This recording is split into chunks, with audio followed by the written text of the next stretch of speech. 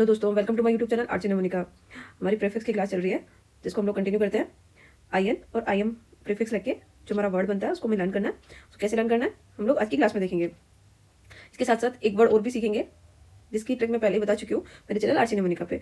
आज का हमारा फर्स्ट वर्ड है इनकॉम्प्रिहेंसिबल। इनकॉम्प्रिहेंसिबल का मीनिंग क्या होता है? ये वर्ड आप लोगों ने सुना होगा, कॉम्प्रिहेंशन सुना होगा आपने।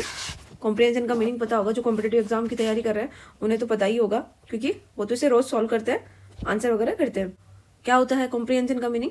कॉम्प्रिहेंशन का मीनिंग क्या होता है आप लोग मुझे कमेंट सेक्शन में बताना। यहाँ हम लोग सीखते हैं इनकॉम्प्रिहेंशन का मीनिंग क्या होता है, इसको कैसे लर्न करना है। क्या होता है इम्पॉसिबल टू अंडरस्टैंड, मतलब जिसको समझना बहुत ही मुश्किल है, इम्पॉसिबल है। इसके लिए इसका सिनोनिम है अब्स्ट्रूज। अब्स्ट्रूज का मीनिंग क्या होता है? सेम होता है difficult to understand, hard to understand, जो हमें समझ में नहीं आता है, जिसको डिफिकल्ट होता है समझने में। इसकी ट्रिक मैंने मेरे चैनल आर्ची नमोनिका पे पहले ही बताई है। अगर आप लोगों ने अभी तक नहीं देखी है तो वहां जाके आप लोग देख सकते हैं। बहुत ही फनी ट्रिक है, आप लोग को अच्छा लगेगा। तो इनकॉम्प्रिहेंसिबल का मीनिंग क्या होता है? जिसे समझना असंभव हो या जो समझ से बाहर है। तो उसको लर्न कैसे करेंगे हम लोग? इसको लर्न करने की ट्रिक क्या होगी? इनकॉम्प्रिहेंसिबल, इसको अगर आप ऐसे पार्ट में लर्न करके करोगे ना, जैसे क्या होता है कि बहुत कॉमन वर्ड है ये, लेकिन ये क्या होता है एग्जाम वाले भी आजकल होशियार हो गए हैं, वो लोग क्या करते हैं ऐसे वर्ड्स को स्पेलिंग में दे देते हैं। अब यहाँ पे क्या होता है, बड़ी स्पेलिंग है कॉम्प्रिहेंसिबल। कॉम्प्रिहेंसिबल की स्पेलिंग को लर्न करने में क्या होता है, याद होती है, पता होता है, लेकिन फिर भी हम लोग गलती कर देते हैं, क्योंकि हम क्या करते हैं ऊपर ऊपर से देखते हैं, कभी लर्न नहीं करते हैं ऐसी स्पेलिंग वगैरह को कि हाँ ये तो हम रोज बोल रहे हैं तो हमें आता है, इस तरह से हम लोग ले जाते हैं। बट ऐसा नहीं होता है। आप इसे पार्ट्स में ब्रेक करके करेंगे ना तो आपको ये अच्छे से स्पेलिंग भी लर्न होगी, मीनिंग भी लर्न हो जाएगा, और आप भूलेंगे भी नहीं।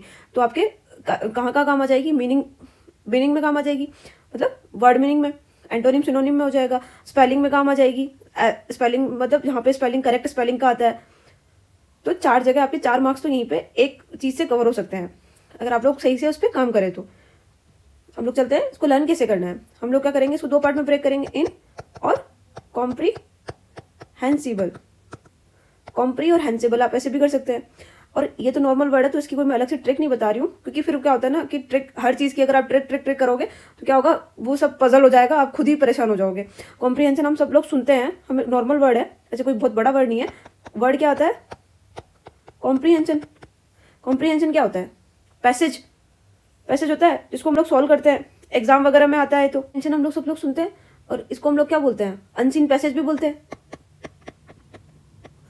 मोस्टली तो हम लोग किसके नाम से याद करते हैं इसको? अनसीन पैसेज के नाम से ही देखते हैं कि भाई अनसीन पैसेज क्या होता है, जो हमें पता नहीं होता है, मतलब पहले जिसके बारे में नहीं सुना होता है वहां जाके उसे सॉल्व करना होता है ना। अब हम लोग उसको समझ के सॉल्व करते ही है ना, क्योंकि वो समझने लायक होता है। भाई क्या होता है, एक हमें पता ही तो नहीं होता उसके बारे में। और ऐसा नहीं है कि अगर आप न्यूज़पेपर पढ़ते हैं तो उसी से आर्टिकल वगैरह से रिलेटेड आता है तो हम लोग समझ ही जाते हैं। बट वहाँ क्या होता है, अनसीन होता है, भाई आपको नहीं पता होता कौन सा टॉपिक आएगा, क्या आएगा, तो इसलिए उसको अनसीन पैसेज बोला जाता है। अब उसको हम लोग समझ के आंसर कर सकते हैं, तो हमारे लिए क्या हो गया, वो अंडरस्टैंड मतलब डिफिकल्ट नहीं है समझने में, हम लोग उसको समझ के आंसर करते ही हैं, एग्जाम में करके आते हैं हम लोग उसको। लेकिन अब यहाँ पे क्या लगा, इन लगा दिया। इन क्या है? प्रीफिक्स है। प्रीफिक्स है, इसका मीनिंग क्या हो गया? रिवर्स हो गया। अब क्या हो जाएगा कि भाई डिफिकल्ट टू अंडरस्टैंड, अब उसको हम लोग समझ नहीं सकते हैं, अब वो हमें समझ में नहीं आएगा, क्योंकि वो डिफिकल्ट हो गया, इनकॉम्प्रिहेंसिबल हो गया, वो अब समझ के बाहर हो गया, अब्स्ट्रूज हो गया, है ना, डिफिकल्ट टू अंडरस्टैंड हो गया। आई होप आप लोग को इनकॉम्प्रिहेंसिबल का मीनिंग समझ में आ गया होगा। ऐसी मोटिव्स के लिए like share and subscribe my YouTube channel. Thank you.